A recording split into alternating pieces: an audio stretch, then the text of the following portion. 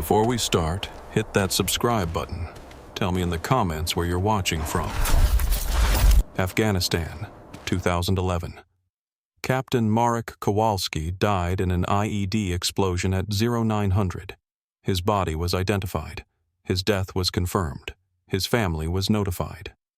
At 1100, 23 Polish soldiers watched him walk back into camp. Clean uniform, no injuries, normal expression, acting like nothing had happened, acting like he hadn't been torn apart 2 hours earlier, acting like he was still alive. He wasn't.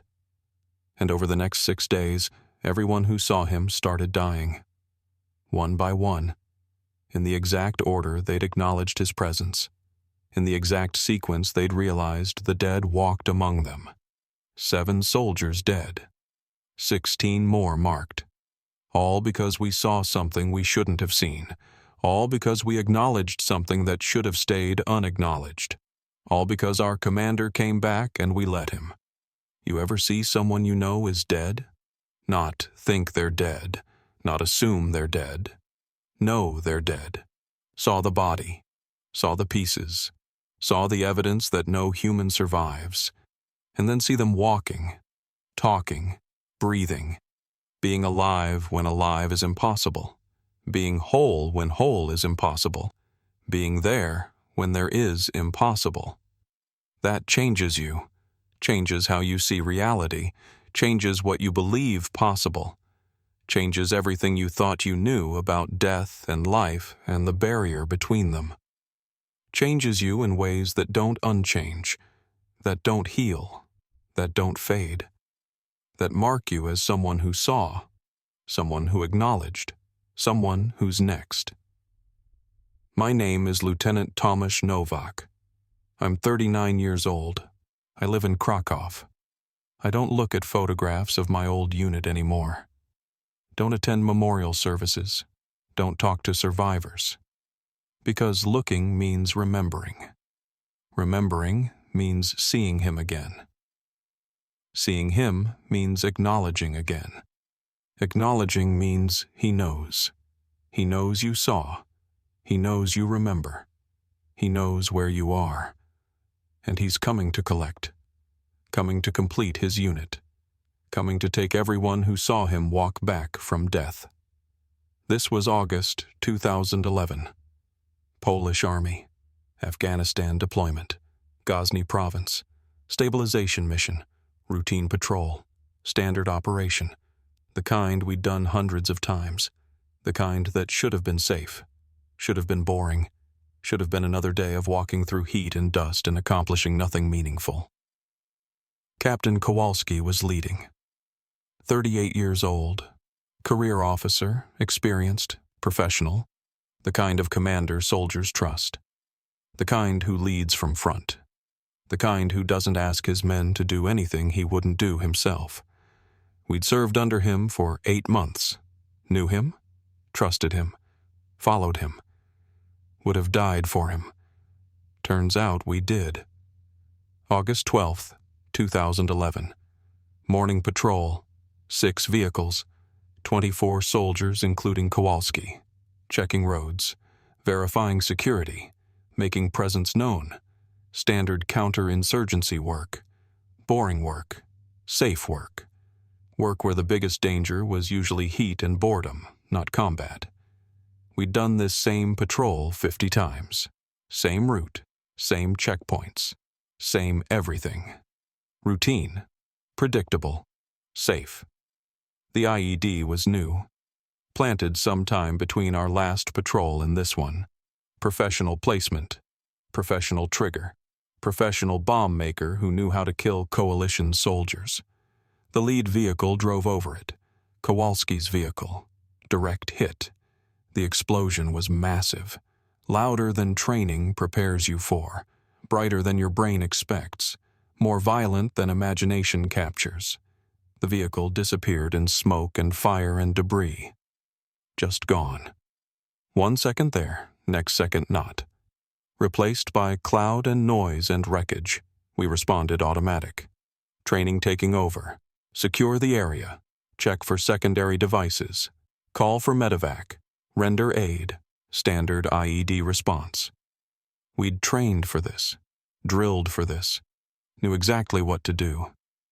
But training doesn't prepare you for the reality, for the smell, for the pieces, for finding parts of people you knew, people you talked to 5 minutes ago, people who were whole and alive and human, now fragments, now biology, now evidence that humans are just meat wrapped in skin, and when enough force hits that meat, it comes apart.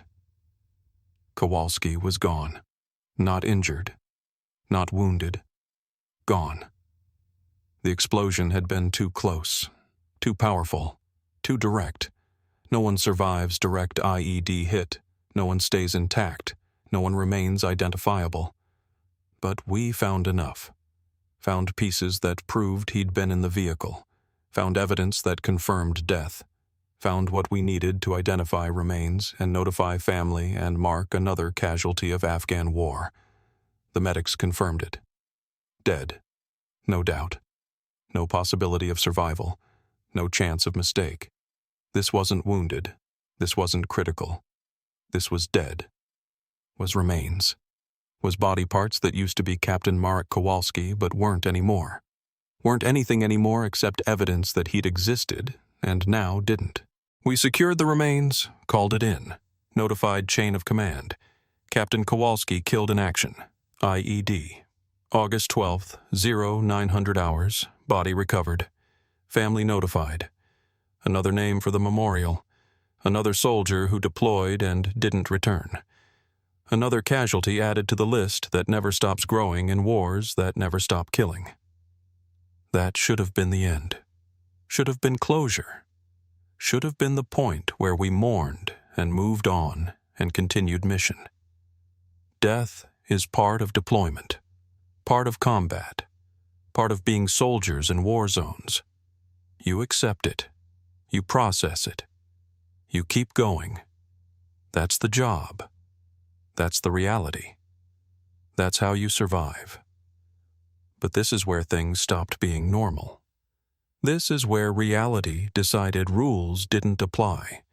This is where we learned that death isn't always final, isn't always permanent, isn't always the end. Sometimes death is just a transition. Sometimes dead people come back. Sometimes they keep walking, keep leading, keep being present even when presence is impossible. At 1100 hours, 2 hours after Kowalski died, Private Wojtek Mezer was on guard duty. Watching the camp perimeter. Standard post. Boring duty. The kind where your biggest challenge is staying awake. The kind where you count minutes until relief. The kind where nothing ever happens except heat and dust and watching empty desert do nothing. He saw someone approaching. 200 meters out. Polish uniform. Officer rank. Walking patrol pattern. Professional bearing. Normal movement. Normal everything except for the fact that nobody should be approaching from that direction. Nobody should be outside wire. Nobody should be walking alone in hostile territory. Standard procedure required minimum 2-man patrols. Required radio contact. Required authorization. This person had none of those. Just walked. Alone. Unauthorized. Coming from direction of IED site. Coming from where Kowalski had died 2 hours earlier. Mezer raised his weapon. Called challenge. Standard procedure. Unknown contact approaching requires immediate challenge. Requires identification. Requires verification that approaching person is friendly. Is authorized. Is supposed to be there. The protocol existed for good reason. Afghanistan was hostile. Insurgents wore stolen uniforms. Suicide bombers disguised themselves. You challenged everyone, trusted no one, verified everything before letting anyone approach. The figure stopped, 100 meters out, turned toward Mezer. And even at that distance, Mezer recognized the bearing, the posture, the specific way this person stood. Officers stand different from enlisted, confident, commanding, comfortable with authority. This person stood like officer, specifically stood like their officer, like Captain Kowalski, like their dead commander who shouldn't be standing anywhere because standing requires being alive, and Kowalski wasn't alive. Was dead. Was confirmed dead. Was remains packed for transport home.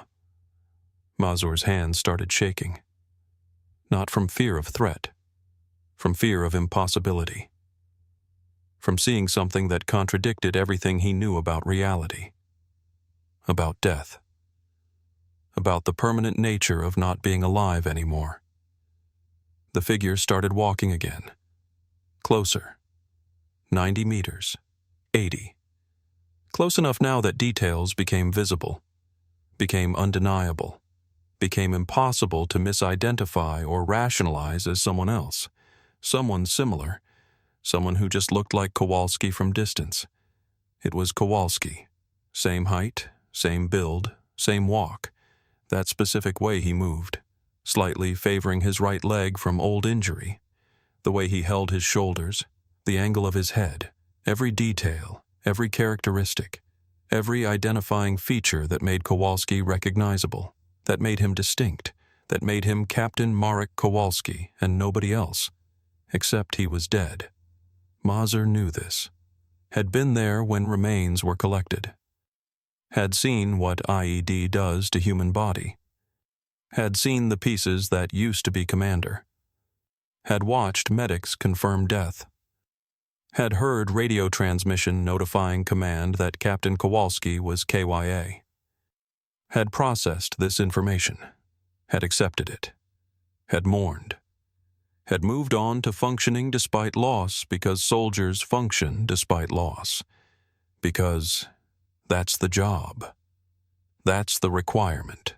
That's how you survive war. But Kowalski was walking, was approaching, was being present when presence was impossible, was being whole when whole was impossible, was being alive when alive was impossible. And Mazur's brain couldn't process this, couldn't reconcile what he knew with what he saw, couldn't make reality match observation, couldn't explain how dead captain was walking toward camp acting like nothing had happened, like explosion hadn't occurred, like death hadn't happened, like last 2 hours were normal patrol instead of dying and being dead and being remains. Mazur called me. Radio transmission, voice shaking, words coming fast, said Captain. Kowalski was approaching. Said he looked fine, said there were no injuries, said he was walking toward camp, said he needed someone else to see this, said he needed verification, said he needed to know if he was crazy or if impossible was happening, if dead people walked, if commanders returned, if death released people for reasons unknown. I told Mazur that was impossible, told him Kowalski was dead. We'd recovered the body 2 hours ago. We'd confirmed death. We'd notified chain of command. We'd done everything protocol required for KIA. Kowalski was dead. Confirmed. Verified. Final. Not walking. Not approaching. Not being present because dead people don't have presence. Don't have motion. Don't have being. Just have was. Just have used to be. Just have memory and remains and absence where person used to be. But Mazur insisted. Said he could see him clearly. Said he was 60 meters out and closing.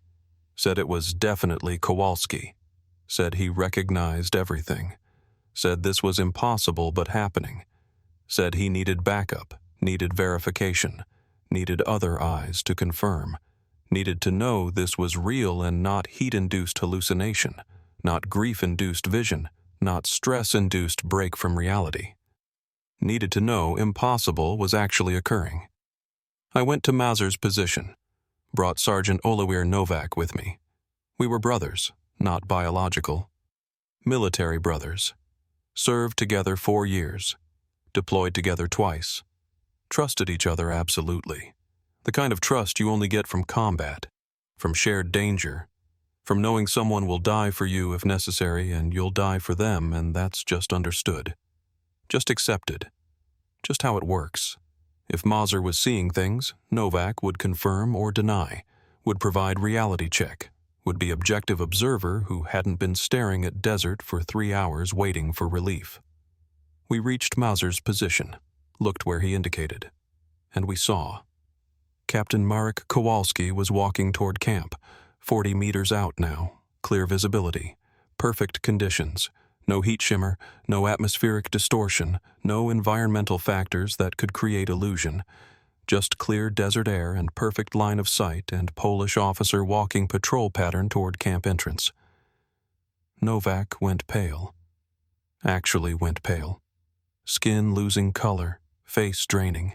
That specific look humans get when reality breaks. When impossible happens.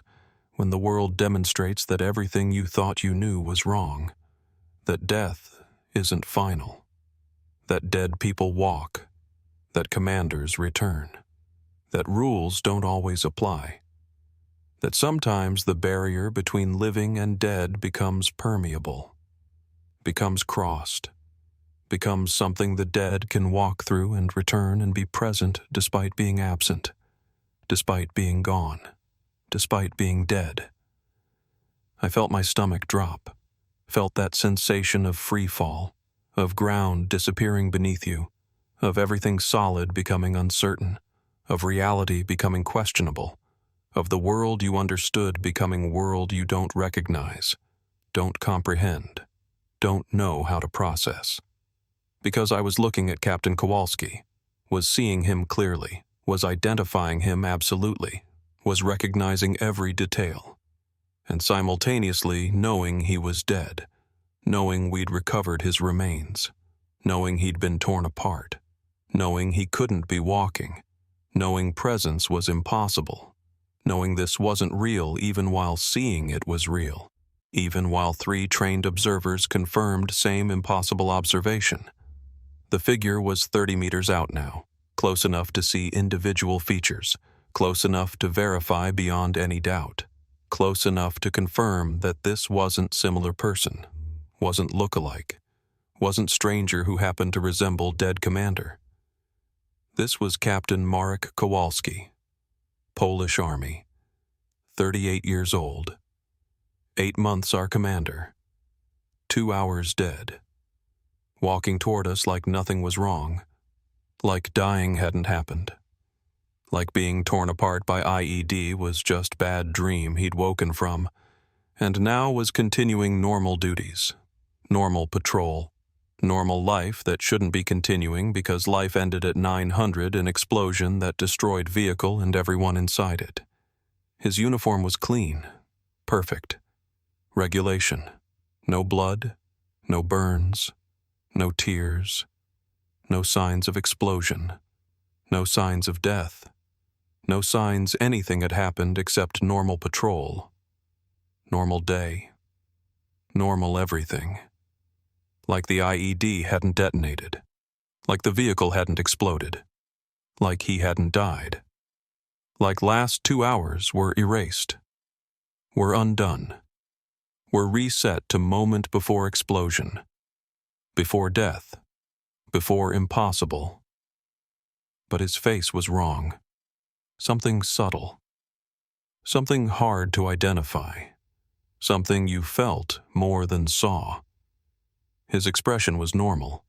His features were correct. Every physical detail matched. But something behind the face was different. Something inside wasn't Kowalski. Was something else. Something using his face, something wearing his appearance, something being him while not being him. Something that looked through his eyes but wasn't looking from where Kowalski should be looking from. Was looking from somewhere else. Somewhere outside. Somewhere that didn't have human perspective. Human awareness. Human being. Just something else. Something other. Something that knew how to walk like Kowalski. How to look like Kowalski. How to be Kowalski enough to fool observation. Fool recognition. Fool 3 soldiers into acknowledging presence that shouldn't be present. We should have raised weapons. should have called alert, should have treated this as threat, as hostile, as enemy action. Standard protocol for unknown contact displaying impossible characteristics is assume hostile until proven otherwise, is maintain defensive posture, is call for backup before engaging. But we didn't, couldn't. We're frozen. We're stuck between training and impossibility, between protocol and reality breaking, between what we should do and what we could do when watching dead commander walk. Mazur asked what we were looking at, asked if that was really Kowalski, asked if we were all seeing the same impossible thing, asked if 3 soldiers were having synchronized hallucination, or if dead actually walked, if impossible actually happened, if commanders actually returned from death for purposes unknown. I confirmed it looked like Kowalski, confirmed every detail matched, confirmed this shouldn't be possible but was appearing possible, confirmed observation, even though confirmation meant accepting something that shouldn't be accepted, that shouldn't be real, that shouldn't exist in world that followed physical laws and biological rules, and death being permanent state. Nowak was shaking, physically shaking, trembling, his weapon wavering, his hands unsteady. He was religious, Catholic, believed in heaven and hell and souls and afterlife, believed death was transition, was moving from one state to another, was going somewhere else, not coming back, not returning, not walking through desert wearing uniform and approaching camp like everything was normal. His faith was being tested, was being challenged, was being broken by observation that contradicted everything his religion taught about death and afterlife and the permanence of leaving this world. We called out, all 3 of us, calling Kowalski's name, calling him to halt, calling him to identify. Standard challenge, standard verification, standard procedure we'd done 1,000 times with 1,000 different people, but never with dead person. Never with commander who died 2 hours ago. Never with impossible thing walking toward us wearing familiar face and acting like being dead was just minor detail that didn't prevent continuing duties, continuing service, continuing being present.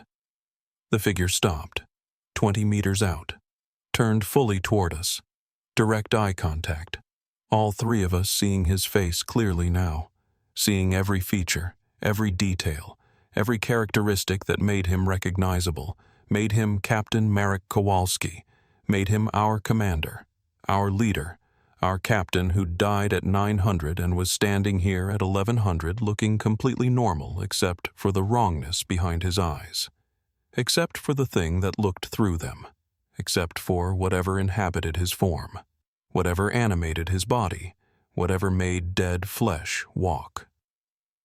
He started walking again. Closer. 30 meters. 20. 10. We should have stopped him. Should have called for backup. Should have raised weapons. Should have done something except watch. Except wait. Except let the dead approach. Let the impossible happen. Let our commander who died 2 hours ago walk into camp like nothing had occurred. He walked past us. Didn't speak. Didn't acknowledge our calls.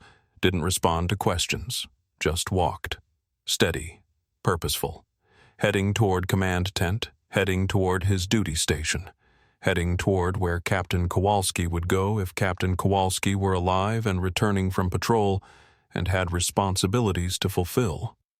Acting normal, acting alive, acting like explosions and death and 2 hours of being corpse hadn't happened. We followed. Don't know why. Couldn't stop ourselves. Drawn somehow. Compelled somehow. Needing to see what happened next. Needing to understand.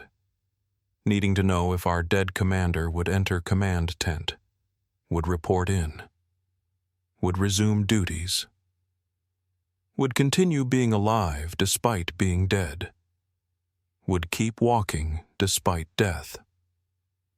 Other soldiers saw him, reacted with shock, with confusion, with that specific expression humans wear when reality breaks, when impossible happens, when the world demonstrates that rules are suggestions and suggestions don't always apply.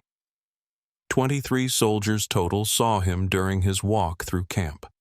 23 witnesses, 23 people who acknowledged, 23 names on a list that was forming, a collection list, a roll call of the dead, a manifest of soldiers who saw something they shouldn't have seen and would pay for seeing, would join their commander, would follow him wherever dead commanders go when they walk back from death.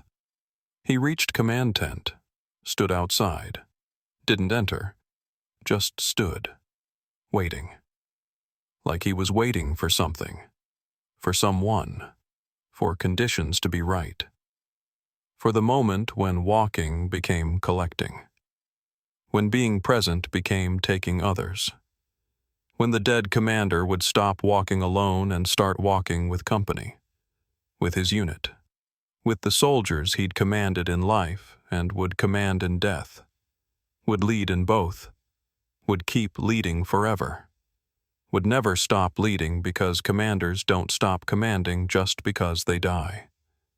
They keep commanding, keep leading, keep collecting their units and bringing everyone home.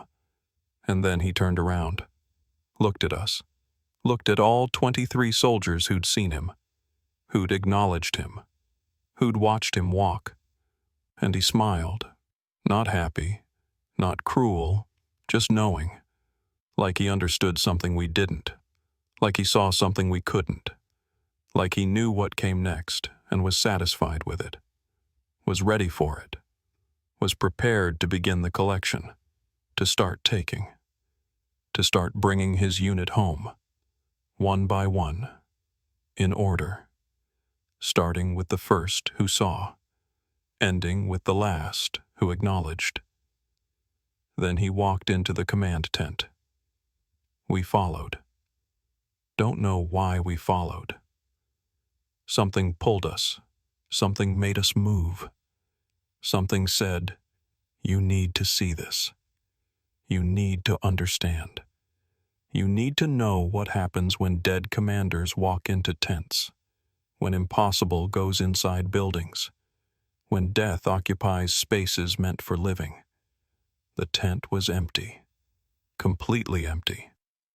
No one inside, no sign anyone had entered, no disturbance, no evidence, no footprints, no marks, no Kowalski. Just empty tent, just canvas and equipment and nothing else. He'd walked in. We'd seen him walk in, but he wasn't there, wasn't anywhere. Had entered and vanished, had been present and become absent, had existed and stopped existing.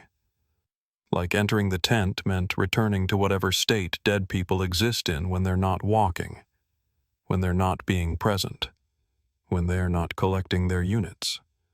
This is the moment we should have reported it, should have called command, should have told someone that Captain Kowalski walked into camp 2 hours after dying, that 23 soldiers saw him, that he entered command tent and disappeared.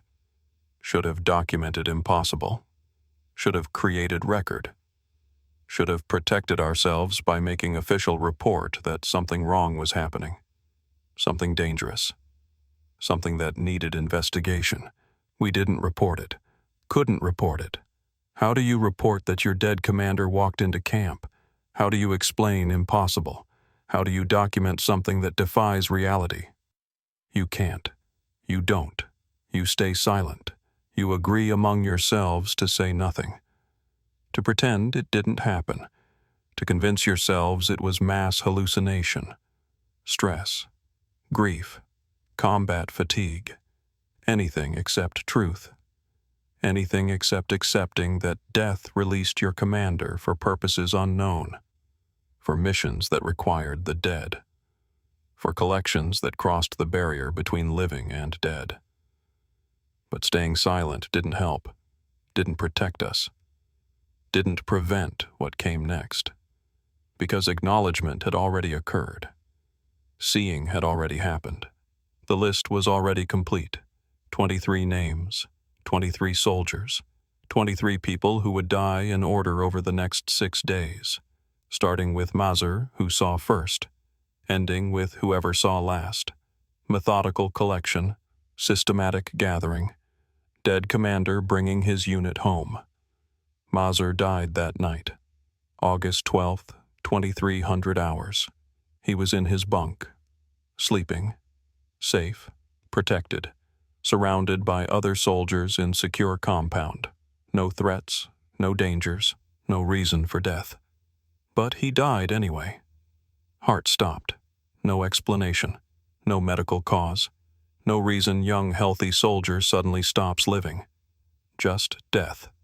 Sudden, complete, final. First name on the collection list. First soldier to follow commander. First member of unit to join him wherever dead commanders take their soldiers. The medics couldn't explain it. Said his heart just stopped. Said sometimes that happens. Said young, healthy people die unexpectedly. Said it was tragic but not suspicious. Said it was natural even though nothing about it was natural. Even though it happened the same day he saw dead commander walking.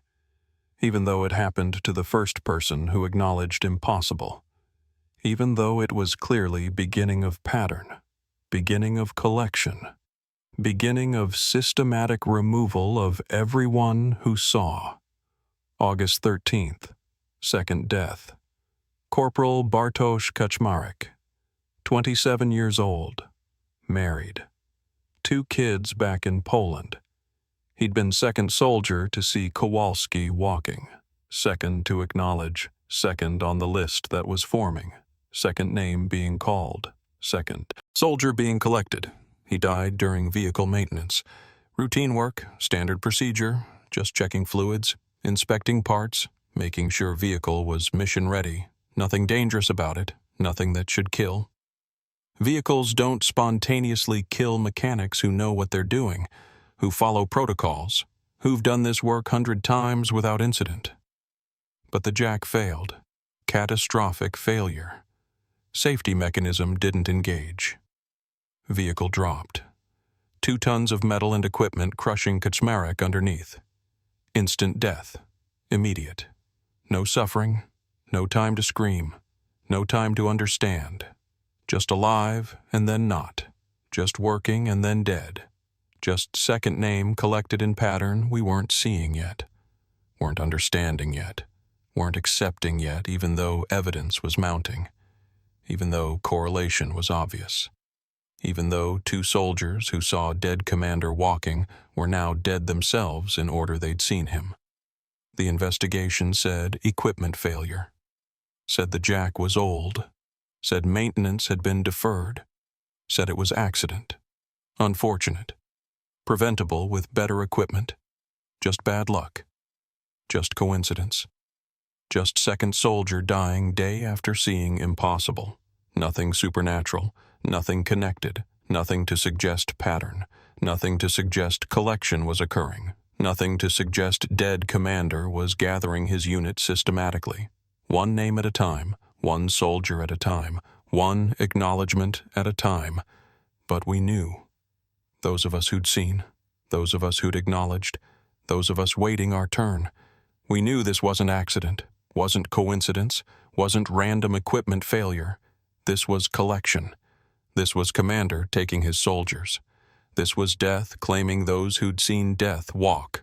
This was pattern beginning. This was system starting. This was roll call of the dead gathering the living who'd acknowledged them. August 14th. 2 more deaths within 6 hours of each other. Sergeant Pavel Wojcik, Private Stanisław Kowalski, same surname as captain. No relation, different family, different region. Just common Polish name. Both had been in group that watched commander walk through camp. Both had seen. Both had acknowledged. Both were third and fourth on list. Both were next to be collected. Both died exactly when their numbers came up. Wojciech died first. Sudden illness. Started feeling sick at breakfast. Said his stomach hurt. Said he felt wrong. Said something was off but couldn't identify what. By noon he was vomiting. By 1400 he was unconscious. By 1600 he was dead.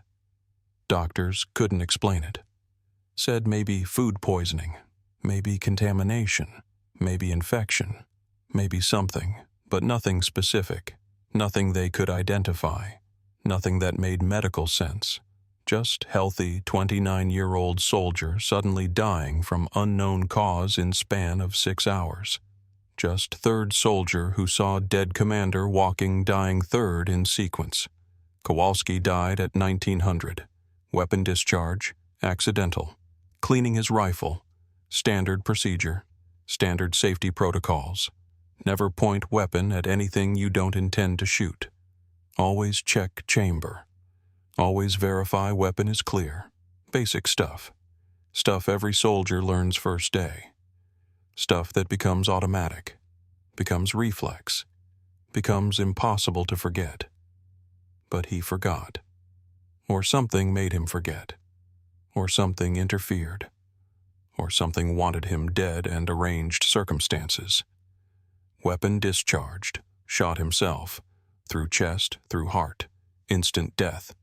No chance of survival, no chance of medical intervention, no chance of anything except immediate termination. Fourth soldier collected, fourth name called. Fourth member of unit joining commander wherever dead soldiers go when they follow dead commanders who walk. The pattern was obvious now, undeniable now. 4 soldiers dead in 3 days. All who'd seen Kowalski. All dying in exact order they'd seen him. Mazur first, Kaczmarek second, Wojciech third, Kowalski fourth. Perfect sequence. Perfect systematic collection. Perfect roll call of dead gathering those who acknowledged, those who saw, those who participated in impossible by observing it, by confirming it, by making it real through witnessing. We tried warning command, tried explaining pattern, tried documenting correlation between seeing dead commander and dying in sequence, tried making them understand this wasn't coincidence, wasn't random series of accidents, wasn't normal casualties. This was supernatural, was impossible, was dead commander collecting his unit systematically, was death claiming those who'd seen death walk.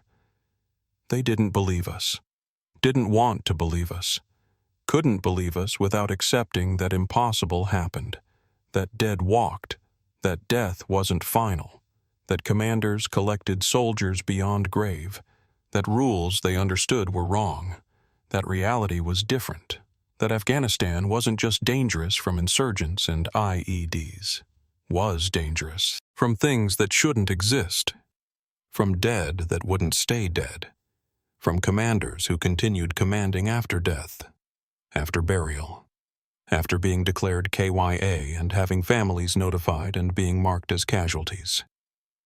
They said we were experiencing group hysteria, mass hallucination, combat stress affecting entire unit, grief over losing commander manifesting as supernatural belief, coincidence of deaths being interpreted as pattern, normal human tendency to see connections where none existed, to create meaning from randomness, to explain accidents as intention because intention was less frightening than randomness, then accepting that soldiers sometimes die in clusters, sometimes die in sequences that look meaningful but aren't, sometimes die in ways that seem connected but are just coincidence, just bad luck, just statistics playing out over small sample size. But we knew better, knew this wasn't hysteria, wasn't hallucination, wasn't grief-induced delusion. We'd seen Kowalski walk, all 23 of us, multiple witnesses, multiple confirmations, multiple trained observers all reporting same impossible observation. and now 4 of those 23 were dead. 4 in perfect sequence. 4 collected in exact order of seeing. 4 following pattern that wasn't random, wasn't coincidental, wasn't explainable as anything except systematic gathering by dead commander who'd returned to collect his unit, to bring everyone home, to complete roster, to ensure all soldiers who served under him would follow him, would join him, would become part of unit that crossed death, that existed beyond death, that served beyond death. August 15th, 3 more deaths. 5th, 6th, and 7th soldiers collected. 5th, 6th, and 7th names called from list of 23 who'd seen. Lance Corporal Damian Lewandowski, Private Krzysztof Adamczyk, Private Piotr Kamiński. All 3 died within 12 hours of each other. All 3 from different causes. All 3 appearing unconnected except for being 5th, 6th, and 7th to see dead commander walking. Lewandowski died from fall. Simple fall. Tripped. Hit head. Freak accident. The kind that kills maybe 1 person in million. The kind that's so unlikely it only happens in statistics. The kind that nobody expects. Nobody prepares for. Nobody survives because timing is too precise. Angle is too perfect. Force is too exact. Just trip and fall and die. Just 5th name collected. Just perfect accident for systematic gathering. Adamczyk died from dehydration. Drank water. Bad water. Contaminated. Despite being in camp. Despite having access to clean water. Despite water purification. Despite every precaution. He drank bad water. Got sick. Got worse. Got dead. 6th soldier collected. 6th name called. 6th member of unit following commander. Kamiński died from snake bite. In Afghanistan. In desert. In place where venomous snakes existed but rarely encountered humans, rarely bit soldiers, rarely killed anyone because anti-venom existed and medical care was available, and snake bites were survivable if treated. But not this time. This time bite was fatal, immediate, overwhelming. 7th soldier dead. 7th name collected. 7th member of unit joining commander wherever he led. By August 16th, 7 soldiers dead in 4 days. 16 remaining on list. 16 of us who'd seen, who'd acknowledged, who were waiting our turn, waiting to die.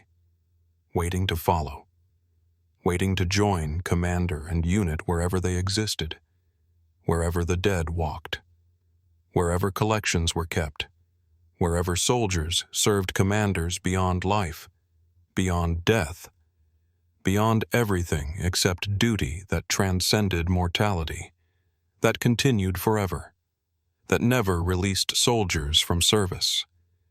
We tried protecting each other. Tried staying together, tried preventing accidents, tried avoiding anything that could kill, tried creating safety through vigilance, through awareness, through being careful, through not being alone, through constant monitoring, through removing every possible danger from environment, through making death difficult, through forcing collection to work harder, through resisting systematic gathering. Didn't work, couldn't work.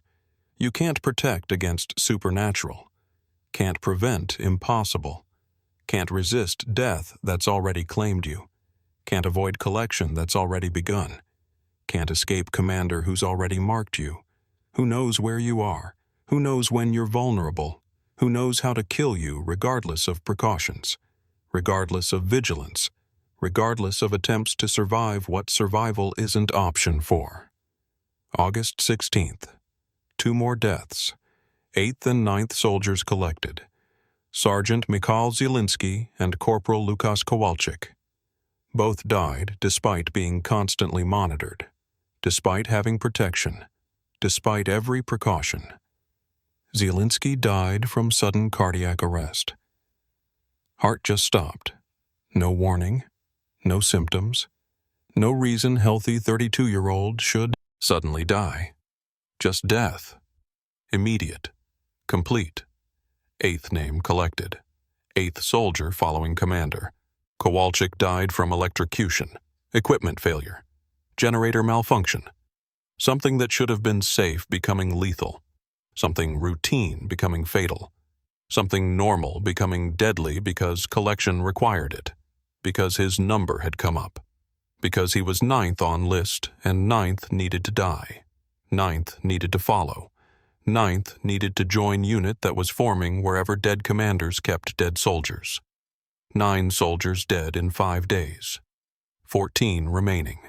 14 of us watching deaths occur in perfect sequence. Watching pattern complete itself. Watching roll call proceed systematically. Watching commander collect his unit one name at a time. One death at a time. One soldier at a time until 23 became 0. Until living became dead. Until unit was complete wherever completed units existed in whatever state the dead maintained. In whatever place soldiers served beyond life. And then we saw him again. August 17th, 1400 hours. Walking through camp, same as before. Same uniform, same walk, same everything, except different. Deteriorated.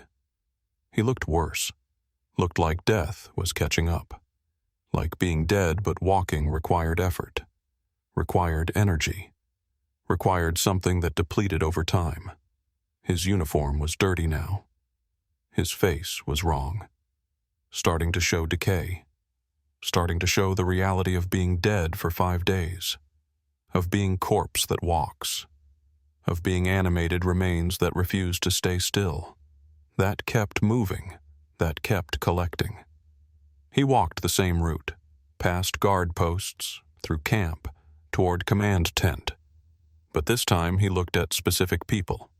Looked at the next names on his list. Looked at soldiers who were next to die, next to follow, next to join, making eye contact, letting them know, letting them understand. Your turn is coming. Your number is up. Your commander is calling, and you will answer. You will follow. You will come home where you belong. With unit. With brothers. With the dead who serve dead commanders forever. 3 more soldiers died that day. The 3 he'd looked at. The 3 he'd marked. The 3 whose time had come. 3 more collected. 3 more responding to call. 3 more following commander into whatever comes after death for soldiers who acknowledge walking corpses. August 18th. He appeared twice, morning and evening. Each time more deteriorated, each time looking more like corpse. Like the effort of walking was consuming him. Like being dead but present required energy that depleted, that exhausted, that broke down the illusion of life and revealed the reality of death. His skin was gray now. His eyes were empty. His movements were stiff. But he kept walking, kept appearing, kept collecting, kept bringing his unit home. 2 soldiers died August 18th. 2 more followed. 2 more answered the call. 2 more joined the collection. August 19th. 5 soldiers left on the list. 5 of us who'd seen him first. 5 of us waiting. 5 of us knowing our time approached. 5 of us understanding that seeing meant dying. That acknowledging meant following. That watching dead commanders walk meant joining them eventually. Meant responding to call. Meant becoming part of unit that crossed death. That existed beyond death. That served beyond death. That followed commanders forever. He appeared 3 times that day. Morning, noon, evening. Each time worse. Each time more obvious. Each time more clearly corpse. More clearly dead. More clearly impossible. But still walking, still present, still collecting. His face was decomposing, his uniform was rotting, his body was breaking down, but his eyes still tracked, still focused, still marked targets, still identified who was next, who was ready, who would die today. 2 more soldiers died. 2 more collected. 3 of us remained. 3 survivors. 3 last names on list. 3 soldiers waiting for dead commander to finish collection, to complete unit, to bring everyone home, to end the walking by having no one left to collect, by having everyone follow, by having entire unit together wherever dead commanders take dead soldiers. August 20th. He appeared at dawn, barely recognizable, mostly skeleton, mostly bones, mostly death-wearing uniform, but still moving, still walking, still being present, still performing duties, still commanding, still collecting, still leading unit even as corpse, even as walking remains, even as impossible thing that defied death and defied reality and defied everything soldiers thought they knew about dying. 1 more soldier died. Corporal Marek Kowalski. Another Kowalski. No relation to captain, just same common name. He was second to last on list, second to last to see, second to last to acknowledge, second to last to die. He died peacefully, in sleep, like heart just stopped, like body decided to quit, like death was mercy compared to waiting, compared to knowing commander was coming, compared to understanding you're next, you're marked, you're called, you're about to follow into whatever comes after acknowledging walking corpses.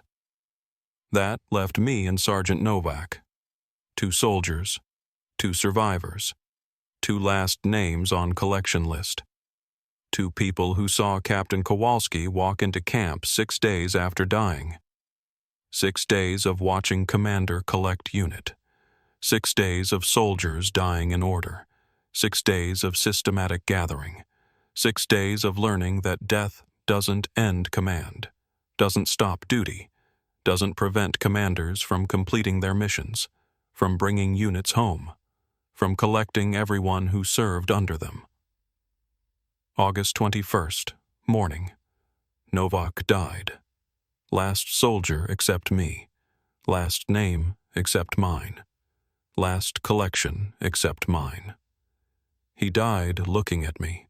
Died saying he saw Kowalski standing behind me.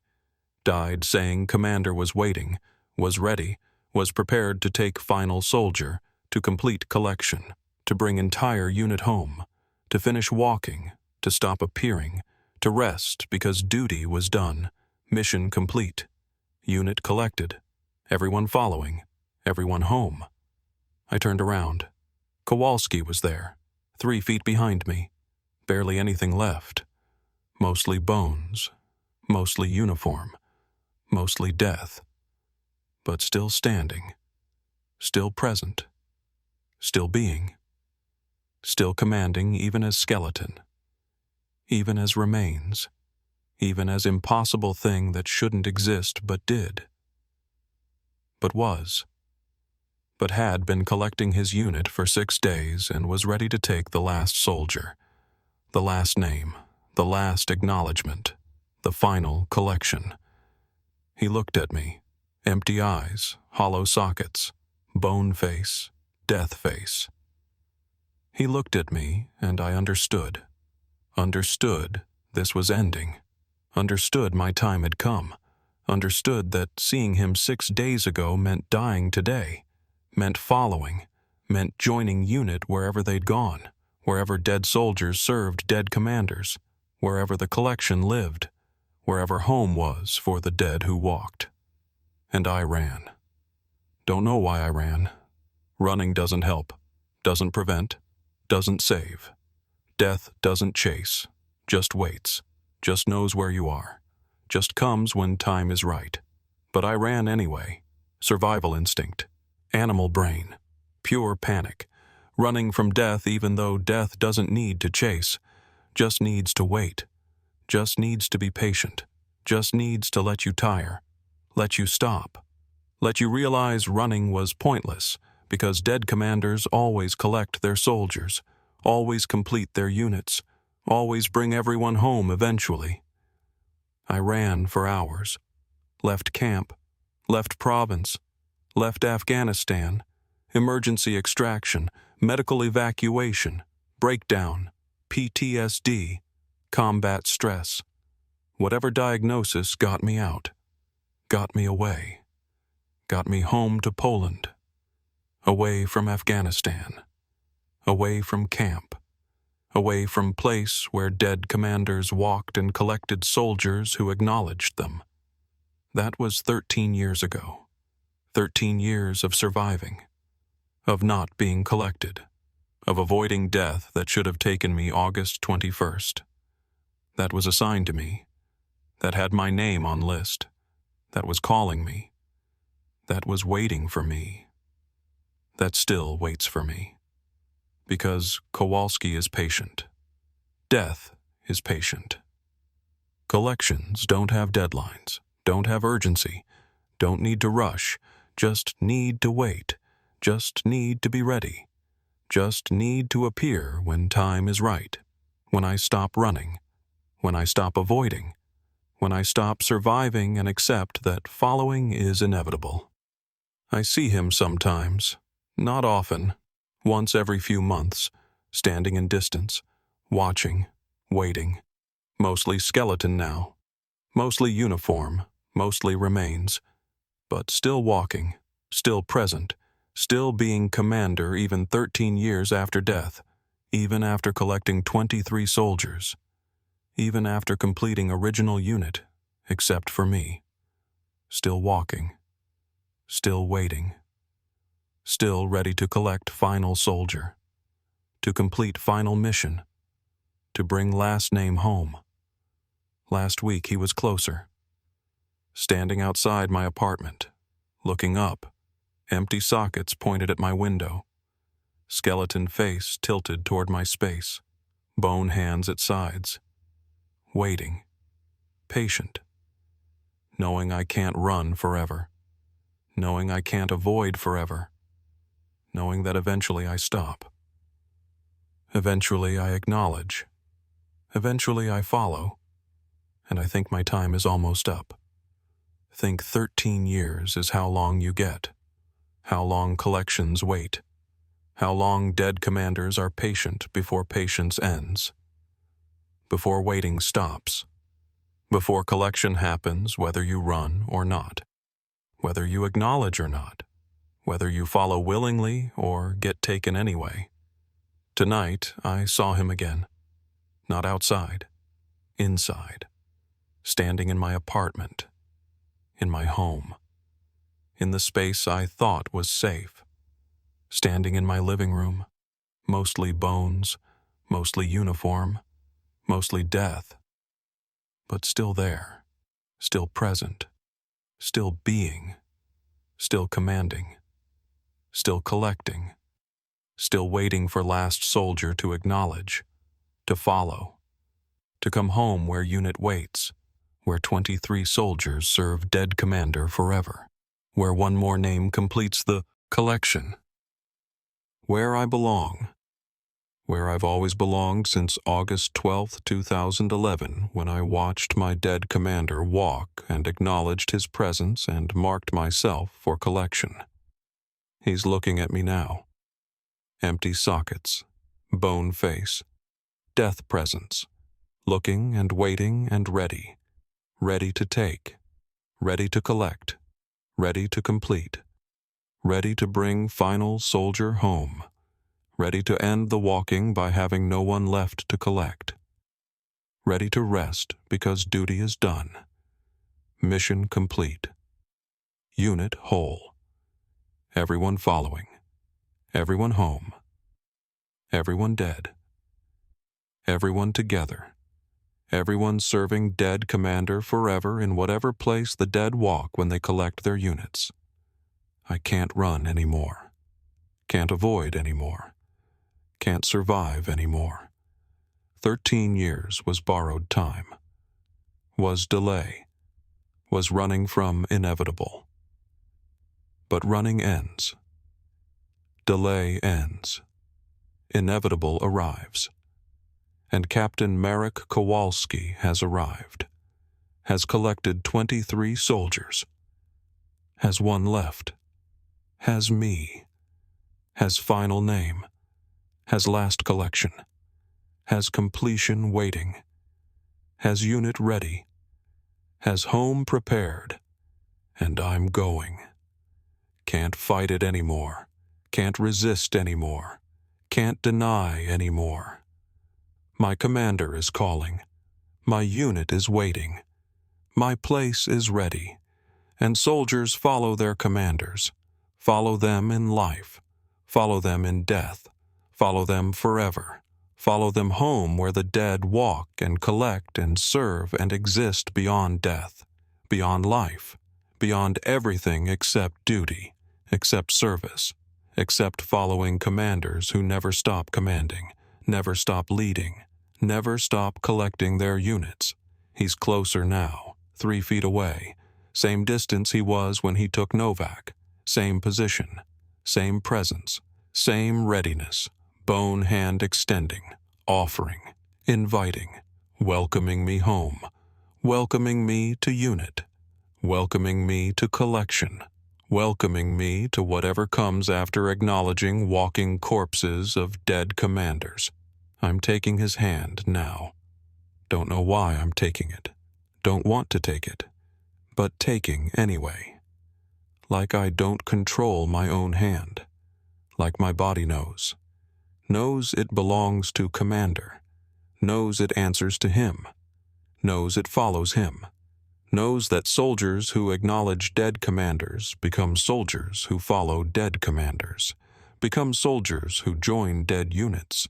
Become soldiers who walk with walking corpses forever. His bones close around my hand. Cold. Solid. Real. Dead, but holding. Corpse, but gripping. Remains, but taking. And I feel it. The pull. The same pull Mazur must have felt. The same pull 22 others felt before they died. The pull toward wherever dead commanders take dead soldiers. Toward where unit waits. Toward where home is for those who acknowledged. For those who saw. For those who followed. And I'm going. Following my commander. Joining my unit. Coming home where I belong. Where I've belonged since August 12th when I watched Impossible walk and acknowledged it. Where 23 soldiers wait. Where dead serve dead. Where commanders never stop commanding, and soldiers never stop following, and units never stop being units even after death. Even beyond death. Even forever. He's smiling now. Skull smile, bone smile, death smile, satisfied smile, mission complete smile, unit whole smile, collection finished smile, 24 soldiers smile, everyone home smile, everyone dead smile, everyone following smile, everyone serving smile, and I